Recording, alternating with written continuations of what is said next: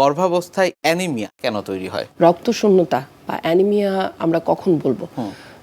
যখন আমরা টেস্ট করে দেখি যে তার রক্তের হিমোগ্লোবিনটা কমে গেছে, এটা রক্তশূন্যতা আমরা ডেফিনেশনের মধ্যে জানি। এবং তাকে বাইরে থেকে দেখতে পেইল দেখা যাচ্ছে, অথবা তার রেগুলার অ্যাক্টিভিটিসের মধ্যে সে কিছু পরিবর্তন খেয়াল করছে, যেমন হলো তার খুব ক্লান্ত লাগে, তারপর মাথা ঘুরায়, সে খুব ভালো মতো খাওয়া দাওয়া করতে পারছে না, অথবা দেখা যাচ্ছে কিছু দূর হেঁটে গেলেই তার হয়তো শ্বাসকষ্ট হচ্ছে, বুক ধরফর করে, সে কিছুক্ষণ বসে বিশ্রাম নিচ্ছে। এগুলো লক্ষণ নিয়ে আমাদের কাছে পেশেন্ট আসে। কিন্তু প্রেগন্যান্সিতে যখন রোগীরা এই ধরনের কমপ্লেনগুলো বলেন, তখন কিন্তু আসলে এটা কি প্রেগন্যান্সি জনিত নাকি তার আলাদাভাবে রক্তশূন্যতা আছে, সেটা কিন্তু ইনভেস্টিগেশন ছাড়া আসলে কনফার্ম করা যায় না। নিশ্চয়ই।